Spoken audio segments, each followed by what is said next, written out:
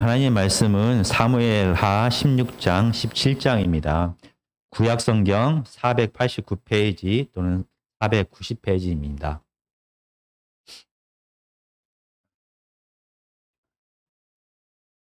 예배가 끝나면 저희가 점심을 먹게 됩니다. 오늘 점심 메뉴는 오삼 불고기와 상추쌈 그리고 콩나물국입니다. 저희는 매일 무엇을 먹을지 고민을 하면서 살아갑니다. 따뜻한 순대국밥을 먹을지, 차가운 냉면을 먹을지, 햄버거를 먹을지, 떡볶이를 먹을지를 늘 고민합니다. 그리고 우리가 오늘 선택해서 먹는 그 음식에는 그 음식을 선택한 이유가 반드시 존재합니다. 우리는 이렇게 음식뿐만이 아니라 평생을 순간마다 무엇을 결정하고 선택하고 행동하면서 살아갑니다. 그런데 우리의 선택에 가장 큰 영향을 주는 것이 무엇일까요? 사람들은 우리의 경험이, 우리의 지혜가, 우리의 지식이 우리의 삶에 중요한 결정을 하는데 가장 큰 영향을 준다라고 생각을 합니다. 그런데 의외로 우리가 결정하는 데 있어서 가장 크게 영향을 주는 것은 따로 있습니다. 오늘 본문에서 압살롬과 다윗도 가장 중요한 결정들을 하게 됩니다. 특별히 압살롬은 그의 반역이 성공할지 실패할지를 결정하는 중요한 사항을 오늘 본문에서 결정하게 됩니다. 그가 이러한 결정을 하게 되는 이유가 원인이 무엇인지를 우리가 살펴보겠습니다. 사무엘하 17장 먼저 1절부터 4절까지를 함께 읽겠습니다. 사무엘하 17장 1절에서 4절까지입니다. 구약성경 490페이지입니다. 함께 읽겠습니다. 시작. 아히도벨이 또 압살롬에게 이르되 이제 내가 사람 12,000명을 택하게 하소서. 오늘 밤에 내가 일어나서 다윗의 뒤를 추적하여 그가 고나고 힘이 빠졌을 때 기습하여 그를 무섭게 하면 그와 함께 있는 모든 백성이 도망하리니 내가 다윗 왕만 쳐 죽이고 모든 백성이 당신께 돌아오게 하리니 모든 사람이 돌아오기는 왕이 찾는 이 사람에게 달렸음이라. 그리하면 모든 백성이 평안하리이다 하니 압살롬과 이스라엘 장로들이 다 그 말을 옳게 여기더라. 정말로 압살롬은 다윗 왕을 반역하기 위하여 철저하게 4년 동안 준비했습니다. 그는 은밀하게 치밀하게 군사력을 키웠고 백성들의 재판에 실질적으로 관여함을 통하여 그들의 마음을 얻게 되었습니다. 그리고 마침내 압살롬은 자기의 고향인 헤브론에서 자기가 스스로 왕이 됨을 선포하게 됩니다. 거기에 더해서 그의 지혜는 하나님의 지혜다라는 평가를 받는 다윗의 책사, 다윗의 멘토인 아히도벨까지 압살롬의 편에 서게 되었습니다. 이 소식을 들은 다윗은 예루살렘을 버리고 도망가기 시작합니다. 압살롬과 그의 군사들은 의기양양하게 예루살렘으로 입성하게 됩니다. 그리고 하나님의 지혜를 가졌다라는 아히도벨의 조언에 따라서 압살롬은 왕궁에 남겨진 다윗 왕의 후궁들과 옥상에서 공개적으로 동침을 하게 됩니다. 다윗 왕의 아내를 자기가 소유함을 통하여 다윗 왕이 더 이상 왕이 아니라 자기가 온 세상에 이스라엘의 왕임을 온 세상에 선포하였습니다. 그리고 아히도벨의 두 번째 전략을 듣게 됩니다. 아히도벨은 지금 당장 이 밤에 다윗을 기습 공격하자라고 제안하는 것입니다. 지금 다윗은 갑자기 압살롬의 반역의 소식을 듣게 됩니다. 아무런 준비도 없이 예루살렘을 떠나서 도망가고 있습니다. 다윗을 따르는 소수의 군사들은 지치고 힘이 빠졌습니다. 거기에 더해서 지금 아무리 많아도 다윗과 함께하는 군사들은 2,000명이 못 됩니다. 그러나 4년 동안이나 이 반란을 준비했던 압살롬은 온 이스라엘의 지지를 받고 있습니다. 아히도벨은 그 중에서 이 많은 군사들 중에서 가장 뛰어난 12,000명을 자기에게 주면 자기가 지금 당장 지치고 힘이 빠져있는 다윗을 쳐들어가겠다라고 말합니다. 그리고 모든 다윗과 함께하는 백성들을 죽이는 것이 아니라 다윗 왕만을 내가 죽이겠다라고 말합니다. 그러면 모든 다른 군사들과 다윗을 지지하는 백성들은 뿔뿔이 흩어지게 되고 압살롬은 이 반역을 성공하게 될 것입니다. 하나님의 지혜를 가졌다고 하는 아히도벨의 지혜는 정말로 현재 상황을 정확하게 판단하고 있습니다. 압살롬은 그런데 이 아히도벨의 전략을 선택하지 아니하고 후세의 의견을 듣게 됩니다. 어떻게 이 상황에서 아히도벨의 전략보다 더 뛰어난 전략을 내놓을 수가 있는 것입니까? 도대체 후세는 누구입니까? 16장에 보면 후세는 다윗 왕의 오랜 친구입니다. 그가 다윗 왕을 배신한 척하고 예루살렘에 남게 됩니다. 그리고 압살롬을 향하여 엎드려 절하면서 압살롬이 이제는 이스라엘의 왕임을 선포합니다. 하나님께서 지난 시간 동안에는 다윗을 택하였던 것처럼 이제는 하나님과 온 이스라엘이 다윗을 버리고 압살롬을 택했다라고 압살롬을 칭찬하기 시작합니다. 다윗의 친구이기 때문에, 다윗과 헤세드의 언약을 맺은 친구이기 때문에 도저히 그는 다윗을 배반하지 않을 거라는 것을 알았지만 자기 앞에서 자기를 왕이라 높이고 있고 하나님이 그를 택했다라고 칭찬하는 이 소리에 압살롬은 마음이 흔들리기 시작했습니다. 그리고 압살롬은 지금까지 아무리 충성스러운 신하라 할지라도 부귀영화를 버리고 자기의 목숨을 걸고 왕에게 충성하는 신하를 본 적이 없습니다.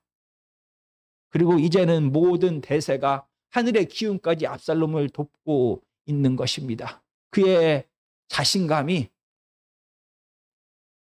후세를 받아들이게 합니다. 더 지혜로운 사람 한 명을 그의 편으로 들어오는 것이 압살롬에게는 전혀 손해될 것이 없다라고 생각을 한 것입니다.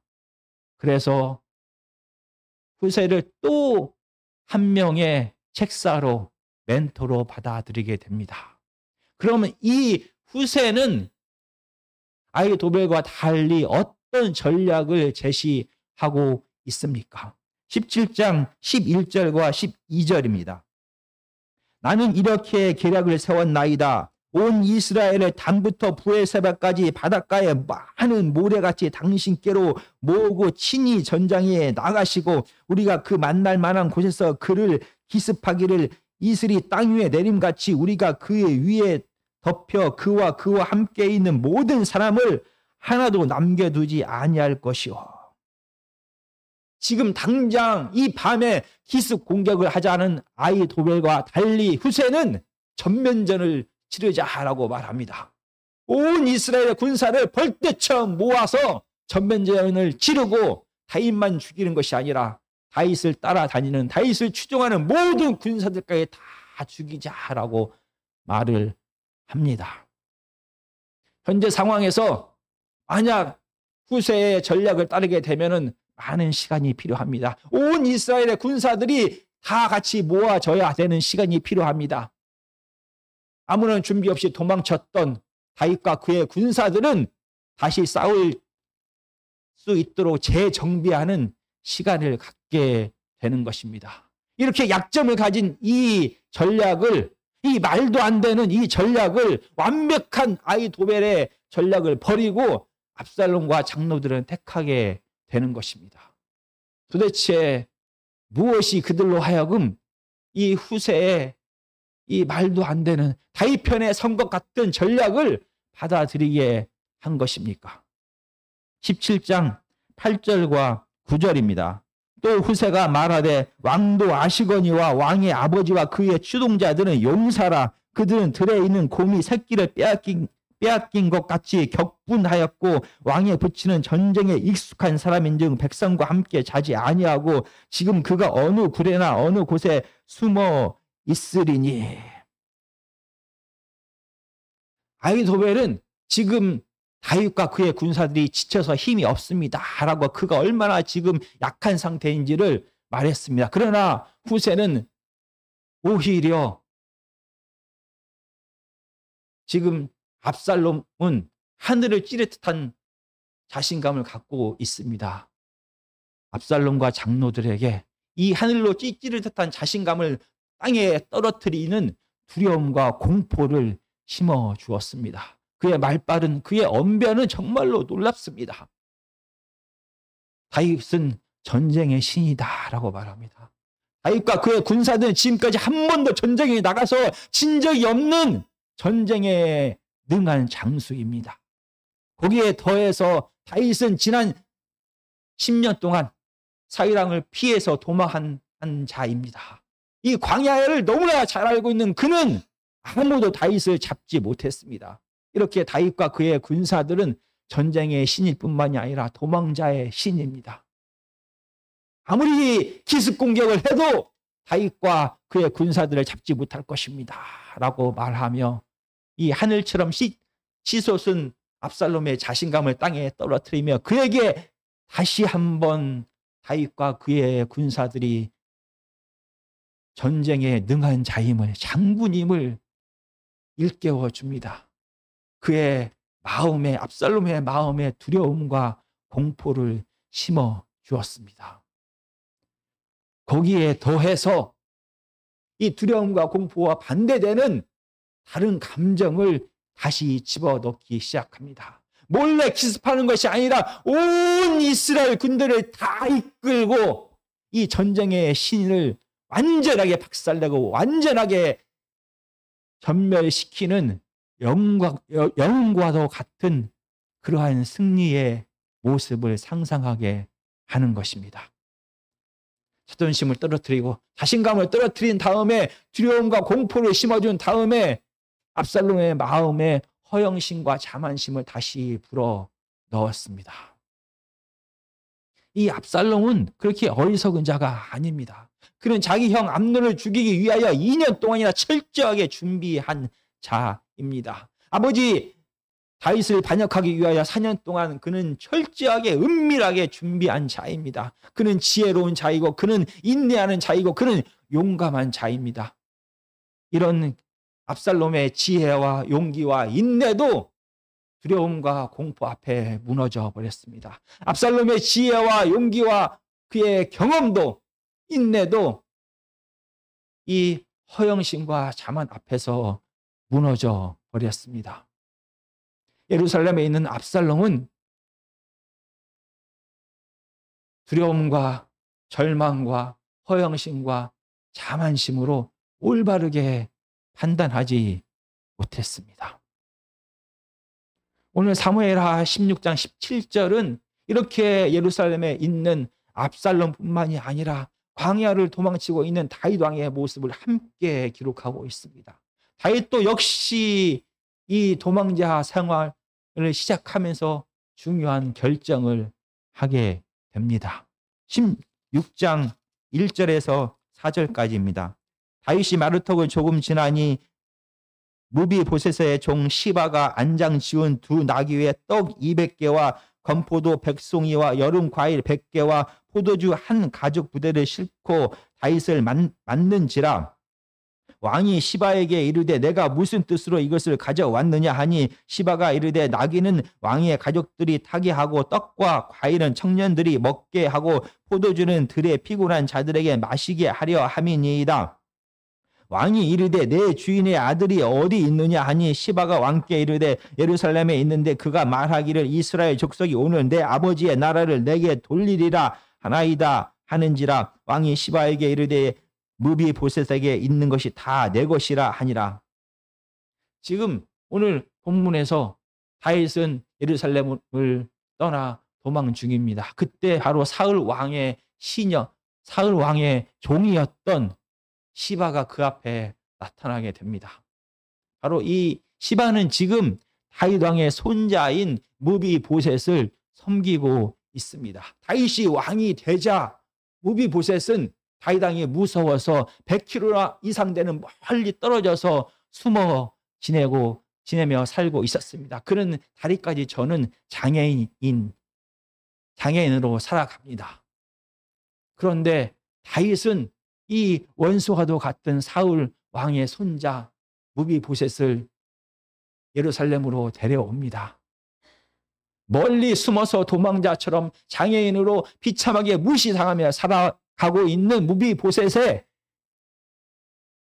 재산을 회복시켜주고 명예를 회복시켜줍니다. 거기에 더해서 다윗 왕과 함께 늘 식사를 할 수 있는 아들처럼 그를 받아들이게 되는 것입니다.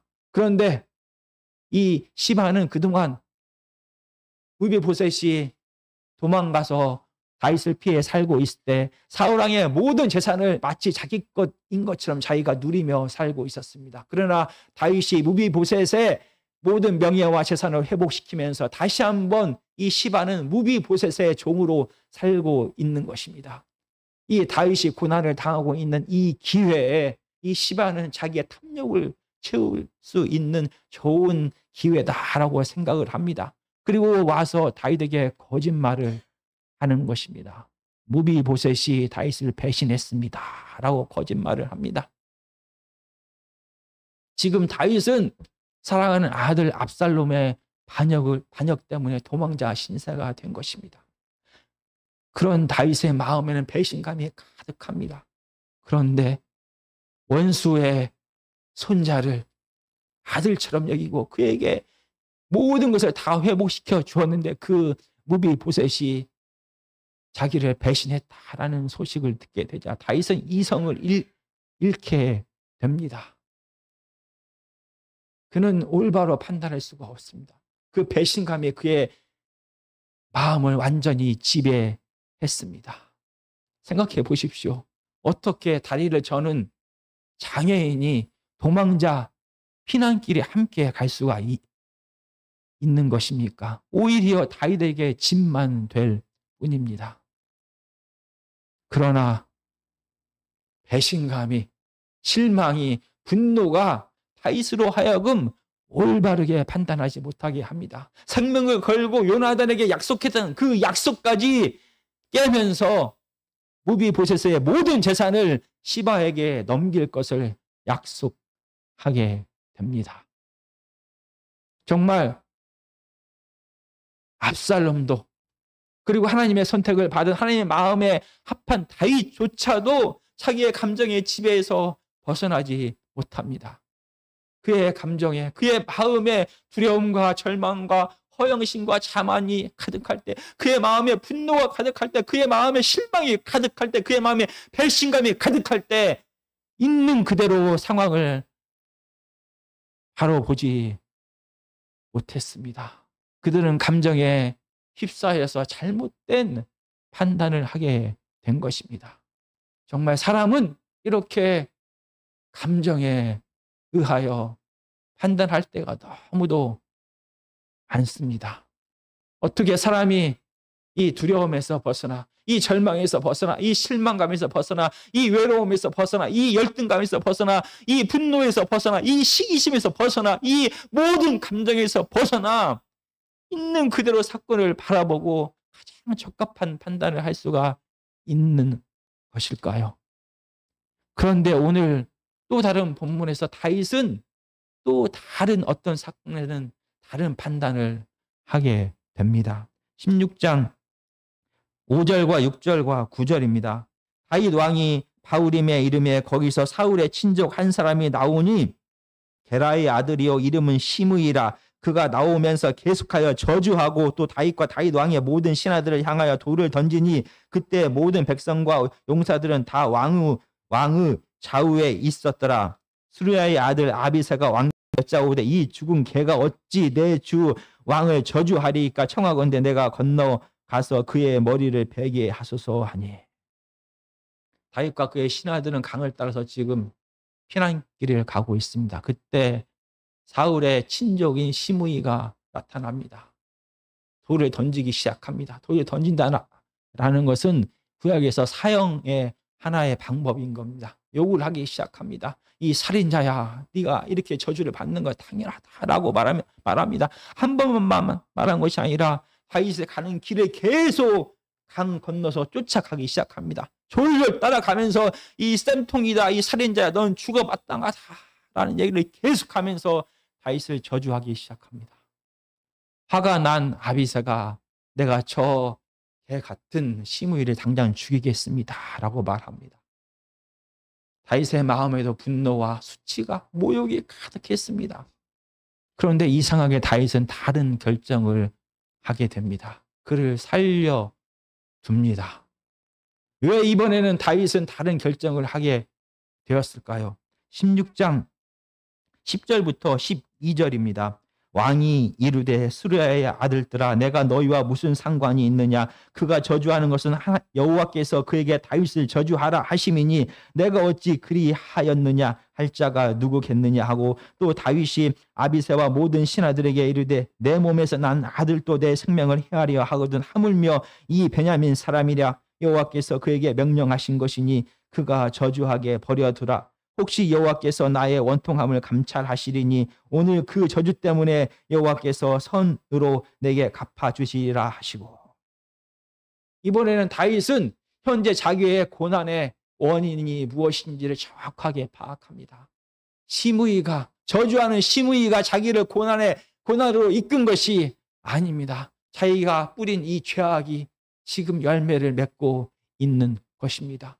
그리고 권력을 탐하는 압살롬이 내 반역이 자기를 지금 이 광야길을 걷게 한 것입니다. 자기가 이렇게 고난받는 이유는 자기 죄 때문이고 자기 아들 때문입니다. 자기를 저주하는 시므이 때문이 아닙니다. 이렇게 그의 마음속에 분노가 모욕감이 지옥에 가득했지만 그는 상황을 있는 그대로 정확하게 판단하고 그 원인이 무엇인지를 판단하게 되었습니다. 왜 그는 이렇게 이번에는 이 분노의 감정, 수치의 감정, 모욕의 감정에 지배되지 아니하고 올바르게 상황을 판단할 수 있었을까요? 그는 바로 이 속고 속이는 전쟁 속에서도 하나님께서 여전히 왕으로 다스리고 계심을 인정했습니다. 하나님의 살아계심을, 하나님의 왕되심을 인정하게 되었을 때 그의 행동은 달라졌습니다. 상황만을 바라보게 될 때, 도망치는 이 괴로운 상황만을 바라보게 될 때, 자기를 저주하고 자기를 미워하는 사람들을 바라보게 될 때 우리는 우리의 감정 속에서 헤어나오지 못합니다. 그러나 하나님을 만나게 되면, 하나님의 왕되심을 인정하게 되면 우리의 분노는, 우리의 수치심은, 우리의 감정은 사라지게 되는 것입니다. 그리고 그 하나님 앞에 은혜를 구합니다.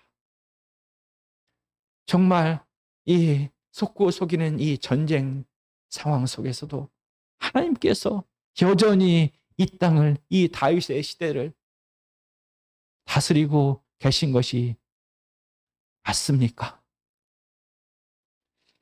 사무엘하 12장 11절과 12절입니다. 여호와께서 또 이와 같이 이르시되 보라 내가 너와 내 집에 재앙을 일으키고 내가 내 눈앞에서 내 아내를 빼앗아 내 이웃들에게 주리니 그 사람이 내 아내들과 더불어 백주에 동침하리라. 너는 은밀히 행하였으나 나는 온 이스라엘 앞에서 백주의 이 일을 행하리라 하셨나이다 하니.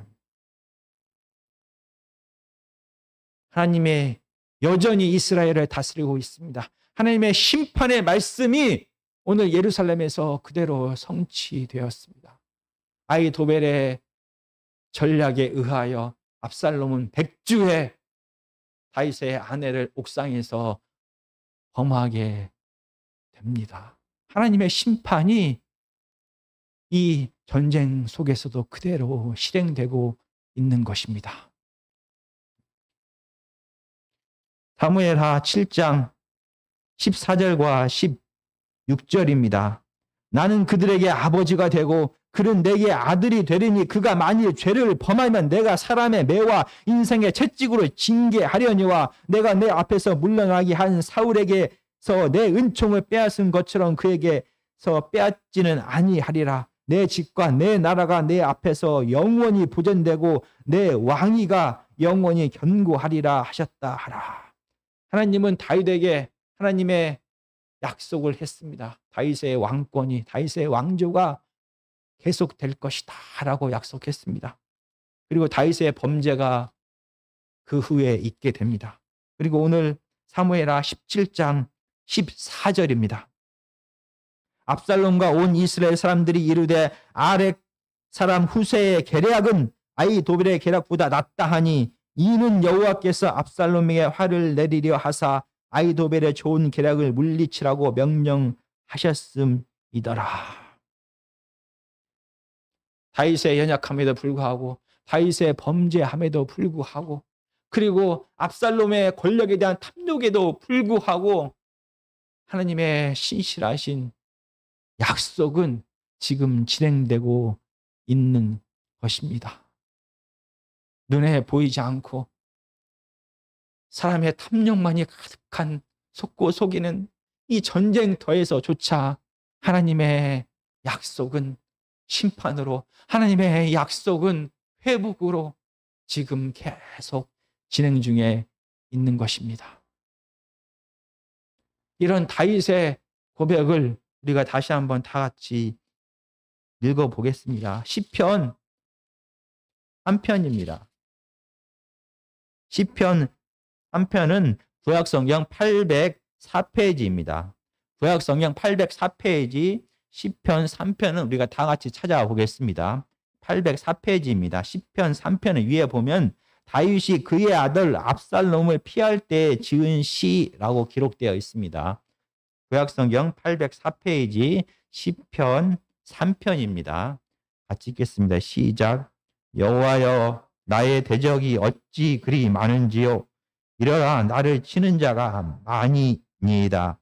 많은 사람이 나를 대적하여 말하기를 그는 하나님께 구원을 받지 못한다 하나이다. 셀라. 여호와여 주는 나의 방패시오 나의 영광이시오 나의 머리를 드시는 자이시니이다. 내가 나의 목소리로 여호와께 부르짖으니 나의 성산에서 응답하시는도다. 셀라. 내가 누워 자고 깨었으니 여호와께서 나를 붙드심이로다. 천만인이 나를 애워싸 진친다 하여도 나는 두려워하지 아니하리이다. 여호와여 일어나소서. 나의 하나님이여 나를 구원하소서. 주께서 나의 모든 원수의 뺨을 치시며 악인의 이를 꺾으셨나이다. 구원은 여호와께 있사오니 주의 복을 주의 백성에게 내리소서. 셀라. 아멘. 정말 다윗의 고백처럼 정말 우리는 이렇게 속고 속이는 전쟁터와 같은 세상에 살아갑니다. 다윗의 고백처럼 우리를 해하려는 자, 우리를 방해하는 자들이 너무도 많습니다.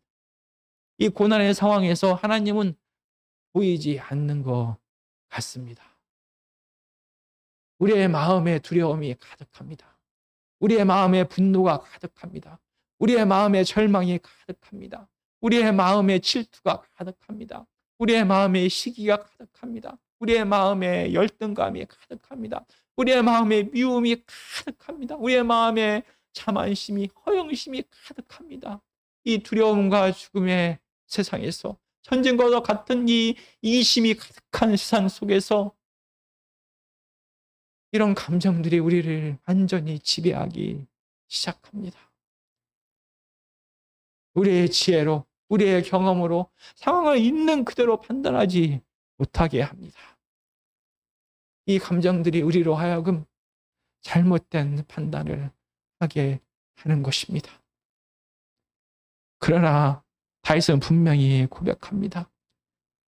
이 속고 속이는 전쟁과 같은 상황 속에서도 여전히 하나님께서 왕 되십니다. 여전히 하나님께서 이 땅을 다스리고 계십니다. 그리고 그 하나님께서 우리의 아버지가 되십니다. 정말 하나님의 살아계심을, 하나님의 통치하심을, 하나님의 사랑하심을 경험하는 우리가 되어야 하는 것입니다. 이 죽음과 같은 고난 속에서 이 두려움이, 이 치욕이, 이 모욕이, 이 한숨이, 이 배신감이, 이 후회가, 이 미움이 득하여 우리를 지배하지 못하도록 하나님 앞에 나아가야 하는 것입니다. 하나님께서 함께 하실 때, 하나님께서 주시는 하나님만이 주시는 평안함이 우리를 지배할 것입니다. 우리의 마음을 지키실 것입니다. 우리의 생각을 지키실 것입니다. 그래서 현재 상황에서 우리가 나아가야 할지, 멈춰야 할지, 인내해야 될지, 용서해야 될지, 사랑해야 될지, 침묵해야 될지, 심판해야 될지를 결정하게 할 것입니다. 하나님의 아들은 감정의 지배를 받는 자들이 아닙니다. 하나님의 자녀는 감정에 따라 살아가는 자들이 아닙니다. 하나님의 자녀는 하나님께서 함께 하심을 통하여 하나님께 주시는 평안함으로 하나님의 뜻을 파악하고 결단하는 자입니다. 하나님의 뜻을 분별하는 자입니다. 어떠한 상황 속에서도 그가 예루살렘에 있을지라도 그가 광야에 있을지라도 하나님의 뜻이 무엇인지를 분별하는 자입니다. 그리고 하나님의 뜻대로 어떤 상황 속에서도 행하는 자가 바로 하나님의 자녀인 것입니다. 정말 죽음과 두려움이 가득한 세상을 살아갑니다. 우리의 감정이 우리의 삶을 지배합니다. 정말 하나님께서 지금 임하셔서 우리의 감정을 다스려 주시기를. 그래서 어떤 상황 속에서도 하나님을 믿고 의지함을 통하여 가장 적합한 것을 분별하게 하고 가장 올바른 판단을 할 수 있도록, 그래서 하나님의 뜻을 이 땅에, 우리 가정에, 우리의 사업장에 실행할 수 있도록 기도하는 저와 여러분들이 되시기를 간절히 기도합니다.